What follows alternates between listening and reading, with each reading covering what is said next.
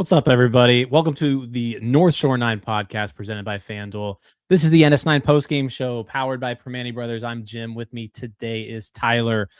Tyler, another rough one in Atlanta. Pirates dropped this one 6-3. Yeah, this sucks, man.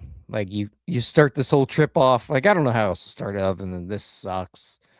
You start the road trip off. You do some good things down there in Houston, and then losing the first two of this trip, it kind of takes the wind out of the sails a little bit.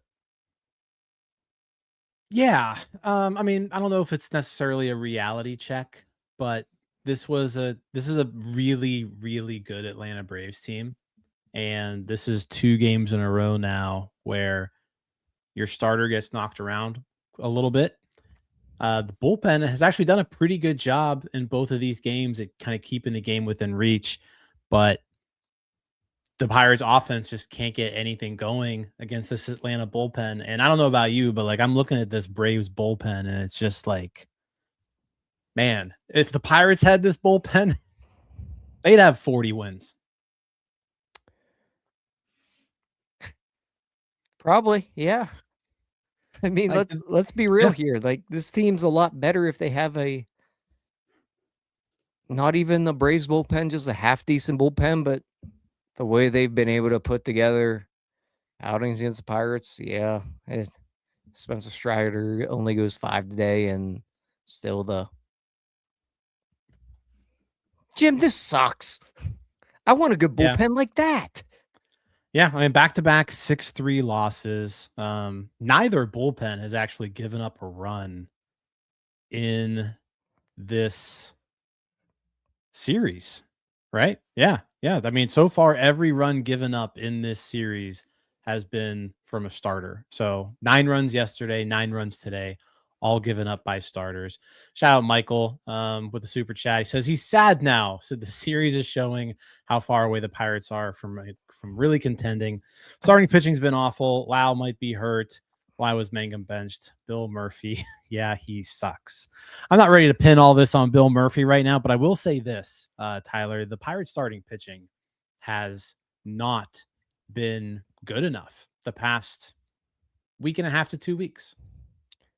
Plain and simple, it's been well, just to kind of frame it as these last 2 games in this series that they're in right now, the starting pitching, and it's Mitch Keller, Braxton Ashcraft, 2 guys that should be 2 of your top 3 arms in this rotation. Ashcraft got banged around a good bit today. Mitch Keller looked just plain and simple awful last night. Ashcraft, I think you have a good bit of hope for last night. I think there are some question marks around what happened, but it, like you said, a reality check a bit. Yeah, it's a 162 game season, and these last 2 have made you wonder how good this team really is. Yeah, I guess I'm not quite there yet. Like, you're on the road, you're against a really good Braves team. Like, I'm not here to say that these 2 games have anything to do with the rest of the season in any capacity, but you would have liked to have come in here and, it's like you're going up against the best in the majors right now. Like, the Braves are the best team in the major leagues. And you would have liked to have been like, "Hey, yeah, you know what? We can do this too. We can compete with you guys." And we just haven't seen it. Today was a little encouraging in that the Pirates were able to come back. They were down 3-0, came back, kind of similar to yesterday as well. Yesterday they were down 1-0, came back, took the lead before Keller relinquished that. But yeah, I thought this team did a good job getting to Spencer Strider. Spencer Strider, obviously not the same pitcher that he was prior to his injury. He looked very pedestrian, and the Pirates scored 3 runs off of him in 5 innings. Like, that's solid. That's solid output from your offense. The problem is that the guy who you've kind of been leaning on for a while now, who had just an incredible month of May, Braxton Ashcraft, he gets touched up for the first time in a while. Just hard contact off of him pretty much all game. I know when I was kind of diving into what Ashcraft was doing here, he seemed like he was really leaning on his fastball today. For some reason, he threw more fastballs than I remember him doing, you know, typically. Today he was at 41% four seam fastball usage. Typically on the year, he's at 32%. So he threw more fastballs than normal. And that pitch got hit pretty hard. And I don't know if it was just because the other pitches are really good and the Braves were being aggressive. They know Ashcraft throws strikes and they were like, you know what? We're going to attack the fastball. We're going to attack this four seam fastball when we see it. And they did. And they hit it. They hit they were this is the most we've seen Ashcraft get hit all year. Yeah, and like he didn't get any swings and misses really with it either. Mm-mm. I mean, like he did do it, like he got to 11% whiff rate on that fastball, the four seam. and you saw him kind of lean on the curveball a little bit more than I think you usually would. Normally, that's one of those kind of get me over types of pitches that he uses. I don't. I'll say that I thought the curveball looked great today. Like Yeah, he was locating it for the most part, and when he didn't get a ton of swings and misses on it, but it was weak contact with I the guess. curveball. I felt like, or I in a guess lot of I'm. foul balls. You know. Yeah, I guess I'm wondering, like, did the Pirates come into this series with a great game plan or not? Because it doesn't really feel that way after Mitch Keller last night, and we saw him kind of spread it out with everything he threw, and he has every pitch under the sun that he will throw. But Mm-hmm. with Ashcraft today, he kind of mixed it up a good bit as well. He did throw a lot of pitches. It's just I don't know if maybe they're trying to keep him off balance a bunch. Maybe there's enough lefties in this lineup that you wanna. I don't know. Make Yeah, it just seemed like he was it's really weird. fastball heavy, and again, like it wasn't fooling anybody today. Another super from Michael Shao. He said he was screaming at his TV for Kelly to take Ashcraft out once he gave up a single in the fifth and put in Dotel. Um, I you still need to get length out of your guys. You can't bring them out too early, and I understand like wanting to pull guys, but I mean, at that point, Ashcraft's hit like 70 some pitches. It's the fifth inning. Like he's been your best arm, you know, all year long. You gotta, I think you just roll with them. It just didn't work out. And I mean, I don't think they were bad pitches either. Like in that fifth inning where he kind of let things get away from him in the third. Um, just to kind of recap, like there was a bloop single from Ronald Acuna that just like, I mean, it was just a bloop is all that was. Um, Matt Olson, you know, hit a ball on the screws. And then, you know, Dom Smith with that home run. I don't think it was a bad pitch. It was a fastball up in the zone. Maybe you would have liked it a little bit farther in, but that was just a good. I mean, I think you just got to give the Braves some credit today that they were just the better team. I don't know how much Ashcraft did today that was bad. Um, it was just this is a good Braves team and they beat you today. I think the frustrating part is that it feels like we've ran into these teams quite a few times where you have to kind of take a step back and be like, they were just a better team. At least when they play better teams like the Braves. And that's where Pirates fans are starting to get a little bit frustrated because we want to be on that level. And Mhm. at this point, whenever you're playing those teams, it doesn't feel like they're quite there. Yeah, I mean, you can look at if you compare the Pirates team to what you've seen from this Braves team just the last two games. This Braves team, they got a lead. They put in their bullpen, and their bullpen held the lead both games. Like both games, the Braves bullpen went in there and went four shutout with a lead.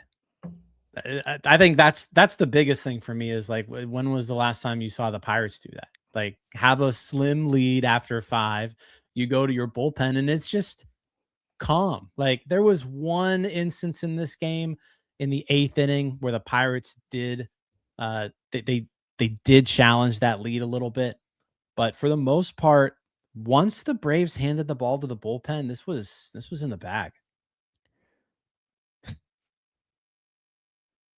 Yeah, like you said, it was lost with starting pitching these last 2 nights. Um,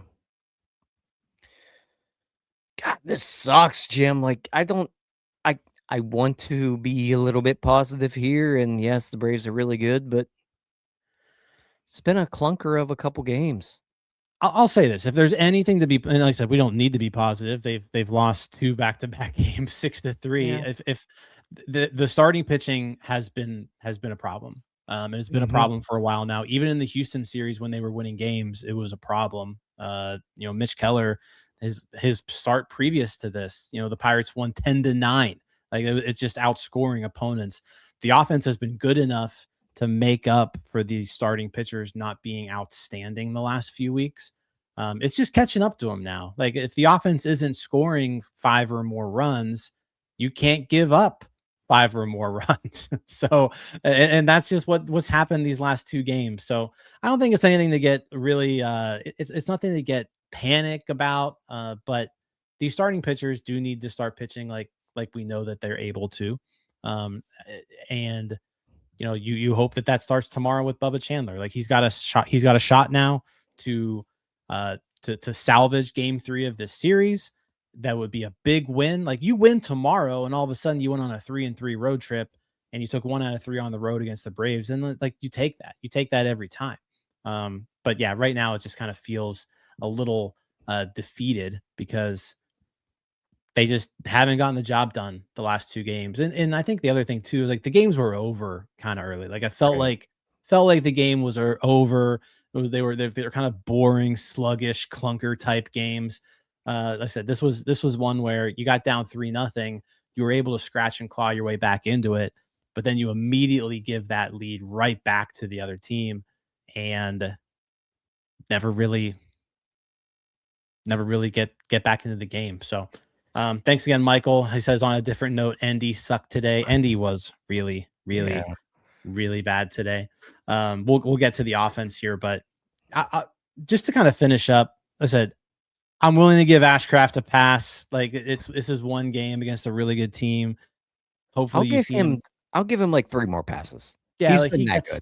he gets a pass. But you need one of these starting pitchers to step up and deliver. You saw Jared Jones do it in the 3rd game of that Houston series where he came in, they needed a win, he went 5 scoreless. They're going to need that same thing out of Bubba tomorrow. One thing I will give this bullpen credit for, and I know it's frustrating as hell when the Pirates seemingly have a lead to protect, and the bullpen all of a sudden, to use your term, they turn into a bunch of pumpkins, right? Like the entire bullpen just can't hold a lead. But when you get down by 3 runs, yesterday, 3 scoreless innings by the bullpen. Mhm. Today, 3 scoreless innings by the bullpen. As yesterday, 3 1/3 even. So I know that that's frustrating because it's like, why can't you do this when it matters? Why can't you do this when there's a lead to hold on to? If there's one silver lining here to being able to do this back-to-back days, the Braves have had to use their horses kind of both games because it was kept a close game.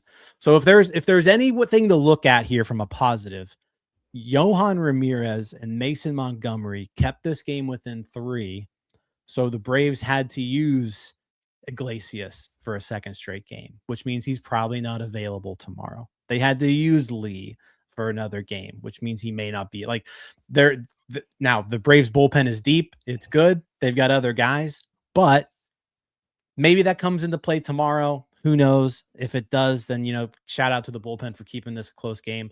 But yeah, overall, starting pitching just not getting it done lately. Yeah, yeah, I think you hope, like, the positive here is that, like, the Pirates have their quote unquote "horses," and I don't know who those horses would be, but they have their guys that can throw well, or Soto. at So least it's basically Soto. Yeah. yeah, I mean, they got Gregory Soto available. Mhm. Um, Johan Ramirez, I mean, I guess maybe we'll get to him, but he just continues to pitch well in games that are out of reach. and maybe he's just found his role here where he can throw well whenever it doesn't matter at all. But to a point, yes, you need people to pitch innings that don't matter too, I guess. yeah, you do. And to that point, yes, he saved the bullpen a decent bit today. Like, they got their guys available. Let's kick it over to Cody. I want to talk about the offense. There was some stuff to like on the offensive side today that I want to talk about. There was also some things to not like, but let's kick it over to Cody. We'll be right back. This episode is brought to you by IQ Bar, our exclusive snack hydration sponsor. IQ Bar protein bars, IQ Mix hydration mixes, and IQ Joe mushroom coffees are the delicious, low-sugar, brain and body fuel you need to win your day. The Ultimate Sampler Pack is a great way for you to try all IQ Bar products and flavors. You get 9 IQ bars, 8 IQ Mix sticks, and 4 IQ Joe sticks. All IQ Bar products are clean label certified and entirely free from gluten, dairy, soy, GMOs, and artificial ingredients. With over 20,000 5-star reviews and counting, more people than ever are fueling their lifestyles with IQ Bar's brain and body boosting bars, hydration mixes, and mushroom coffees. The Ultimate Sampler Pack includes all 3. My personal favorites so far have been the almond butter chip and the iced tea lemonade hydration mix. It's just really full of flavor. I love starting my day with it, and I couldn't imagine starting my day with anything else other than IQ Bar products. Right now, IQ Bar is offering our podcast listeners 20% off all IQ Bar products, including the Ultimate Sampler Pack, plus free shipping. To get your 20% off, text MLB to 64,000. That's MLB 64000. Message and data rates may apply. See terms for details. All right, Tyler. So Pirates are down 3-0 in the 4th inning. They finally get something going off of Spencer Strider. Brian Reynolds, who rakes in Atlanta. Going into today, Brian Reynolds has the highest batting average of any opposing player at Truist Park. Fun fact. But yeah, leadoff double for Brian Reynolds off Strider in the 4th. Nick Gonzalez with another double scores Reynolds. Oneil Cruz with a walk, which I want to talk about Cruz and his walks here. But your boy, Tyler Callihan, your boy, Tyler. I thought he was going to tie the game up there. Double into the corner. Gonzalez scores. Cruz gets waived. Really nice relay by Acuna and Albies. I think it was Albies who made that, but gets Cruz at home. Just a perfect relay, and you're stuck at 3-2. But I do want to talk about Tyler Callihan. Like, this is a couple big hits that he's had now. He doesn't seem completely useless. Right now, no, he doesn't. And that probably could have tied the game up if the ball doesn't bounce so hard off the wall. Like, that thing, and it was the same with Brian Reynolds. That ball just like rocketed off the wall, but what Callihan did as well. I'm okay with the send there of Oneil Cruz. Regardless, Tyler he's playing some decent baseball right now, swinging an okay enough bat that, like you said, it's not useless at all. Like, it's 333 and over 1,000 OPS right now. Do I think any of that is sustainable? Absolutely not. Not even on any planet in this world at all. But yes, you don't think the 667 slugging percentage is Jim, or the 556 OBP? Yeah, Jim, he's been useful to this point, but he had a double. Yeah, I'm just, he had a double. He had a double. Like, I'm really not gonna get too excited over Tyler Callihan playing any Pirates baseball at all, ever. You gotta hop aboard the Callihan train there, Tyler. No, I mean, I'll say this: like, he's played good ball. Like, you called upon him, and he's been a little iffy in the field a couple times, but so far at the plate, he's been more than capable. Like I said, a couple really big hits that he's provided. here and there. He drew a walk today as well. Just he seems comfortable up there. He seems like he's at least able to do the job of utility infielder, which that's something. He hasn't been a problem since he's come up. Like, he has not been a reason for anything going wrong. He's played well enough that, I mean, there's no issues with Tyler Callihan. He's not the reason any of this is happening at all. Yep. He's swinging a good bat right now. Ashcraft does a good job of going 1, 2, 3 in the fourth to hold that to a 1-run deficit. And then Jared Triolo singles to start off the fifth. And then the Pirates just play a little bit of small ball. Triolo gets the second on a wild pitch. Horwitz grounds out to first, moves him to third. Brandon Lowe with a sacrifice fly ties the game up. Like I said, just a good job of getting the leadoff runner over and in to get the tie game. And I said, at that point, I was like, if Ashcraft can go out here and throw up another 0, I think we've got a shot here to kind of keep this momentum going. But the Braves just immediately responded by putting up that 3 spot in the fifth, and that just about did it for this one. It was a rough game. I want to talk about Oneil Cruz too. 3 walks. He seems to be getting on base at a pretty incredible clip. He had 2 2-walk games against the Astros, now a 3-walk game against the Braves. How much of this, Tyler, is Oneil Cruz just seeing the ball really well and taking what he's being given? Or how much of this is Connor Griffin's not in the lineup anymore? And when you're batting Oneil Cruz 6th, who the hell are you scared of behind him? And so if you're an opposing pitcher, it's just like, hey, Oneil, I'm just going to throw balls. You can either chase them or you can walk. Pick your choice.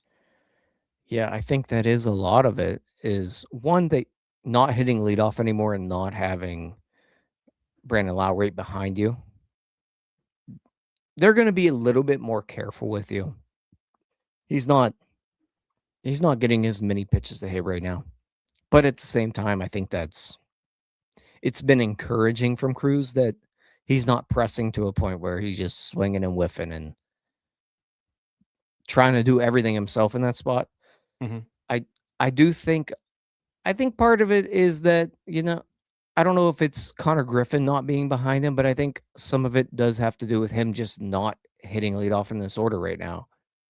But I think that's a credit to Oneil Cruz that he's not pressing to a point or trying to have a 7-run home run. Yeah.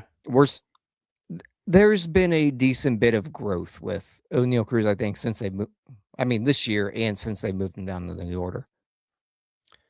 He did have one chance today to do some damage, and that was the one opportunity the Pirates got off this Braves bullpen in the 8th inning. Ryan O'Hearn, 1-out single, Nick Gonzalez, infield single. And so you had Oneil Cruz as the tying run there in the 8th inning. And it was against that was against Kinley, right? Yeah. So that was against Kinley. He just, good at bat, but strikes out. That was kind of the killer, because who else was gonna do anything, right? Endy was up next. He had a terrible game across the board. Passed balls, errors, throwing errors, challenges. Let someone steal home off of him, bad challenges, 0 for 4 with 3 strikeouts. Just a terrible game by Endy Rodriguez. But that was the shot. Like, that was the shot they had there in the 8th, and they couldn't come through. Yeah. He saw some pitches there. Like, he had a okay enough at bat, I think, where, it wasn't just up there hacking at 3 straight pitches that are out of the zone. It's just he didn't come through in that spot, and I think you're seeing the ball well enough right now where I'm at least not going to sit here and trash Oneil Cruz. I think the at-bats he's been having, what he's been doing lately, have been very encouraging. So sometimes you just don't come through in baseball. That happens. Well, they didn't come through today. 2 for 12 didn't. with runners in scoring position, left 8 on base. Yeah, I mean, I don't have much else to add here, Tyler. I guess if we want to talk about at the very end of the game with 2 outs, Brandon Lowe fouls a ball. What looks like it's off his kneecap, kind of like let me like the lower portion of his knee. He goes down clearly in a lot of pain. Needs to be helped off of the field. This is an injury-prone individual. He looked like he was in a lot of pain. Couldn't put much weight on that. How screwed is this team if Brandon Lowe has to miss some time? In terms of the screwed level, it's pretty high. I don't think he's gonna miss any like real time with that. Like, you play baseball, I play baseball. I think we've all been hitting that sort of spot. It hurts Now, like a granted, I I couldn't hit the ball as hard as Brandon Lowe. Fair. So Well, when I I fouled the could. ball off myself, it wasn't that bad. Maybe you couldn't. I could because I'm an Oh, athlete. okay. Yeah. I forgot about that. But it does hurt like a mofo. Like, getting hit in that spot really hurts. He'll be okay. Like, it hurts. It's gonna hurt for a while. Hurts straighten that leg out. If you're an athlete like me, yeah, you'll get over it real quick. Yeah, I haven't seen any updates from the Pirates about it either. My guess is, I don't think it's anything. And I'm just speculating here. I'm not a doctor, but yeah, I think at like worst, you're probably looking at like a contusion of some sort. But yeah, I'm with you. Hopefully, I mean, he takes today, takes tomorrow, and hopefully he's ready to go for the Dodgers series. But yeah, you can't afford to lose Brandon Lowe for an extended period of time because we just had some high praise heaped upon Tyler Callihan, but I don't want to see Tyler Callihan every day. Thank you, Jim. I do not either. Just sparingly use Tyler Callihan. Yeah. Give him tomorrow off, and then I think you hope he's back at him next week. I agree. Tomorrow, again, we kind of talked about it. Bubba Chandler against Bryce Elder. You got to win. You got to win one of these. You win one of these, it's a 3-3 road trip. You feel a lot better heading home against the Dodgers. This is quite the gauntlet the Pirates have right now between the Braves and the Dodgers back to back. But Bubba Chandler getting the start. The Pirates are underdogs. Plus 122 is the money line tomorrow on FanDuel. Plus 122. But yeah, they need a big start from Bubba. And I felt like he took a step forward last time out. He just needs to expand upon that. Yeah, and I think the Pirates have played pretty well throughout their last couple years against the Dodgers. Like, it's one of those teams where it feels like they kind of hang with a good bit, unlike the Braves. So it'd be nice to go out there and just grab 2 of those, and then I think you feel really good about this little stretch they've been on. Yeah, I'm with you. And then take 3 whenever we're there. There we go. Yeah, let's win tomorrow. Let's take the Dodgers series, and then let's sweep the Marlins series. NS9 tailgate next Saturday, 1 week from today. Tyler, I just looked at the weather. It looks like it's going to be incredible. There's a 1% chance of rain, right? Ooh. I don't know why I'm saying this out loud because I'm probably jinxing it, but it looks like it's going to be like sunny and like 87. It's going to be outstanding. So yeah, sounds great. Looking forward to seeing everybody there. Noon tailgate, open, free to everyone. Permanis will be catering it. And then if you still need a ticket to the game, our group tickets are still on sale. And if you get a group ticket, you get $10 in loaded value, and you get to play catch on the field after the game, Tyler. Yep, you would see this rocket arm. There you go. All right. You got anything else to say? No, just come back, get one tomorrow, and then, like you said earlier, it feels a little bit more gooder. More gooder, like you yes. said. Let's get more gooder tomorrow. Let's make tomorrow more gooder. All right, guys. Thanks for watching. Thanks for listening. Enjoy your weekend. We'll be back tomorrow with another post-game show. and hopefully giving away some sandwiches to celebrate a win. So we'll catch y'all later. Peace out. Peace out, Girl Scouts. All right, that wraps up this episode of North Shore 9. Thanks so much for tuning in. Whether you're listening on the podcast or catching us on YouTube, if you enjoyed the show, please give this video a thumbs up and don't forget to hit that subscribe button if you haven't already. It really helps us grow.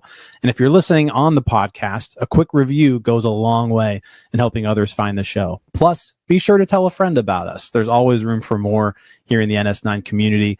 And for those looking to support us a little more, consider joining our Patreon, become an MVP member, and get exclusive perks while helping us continue to bring you more of the Pirates content you love. Thanks again for all your support, and let's go Bucks.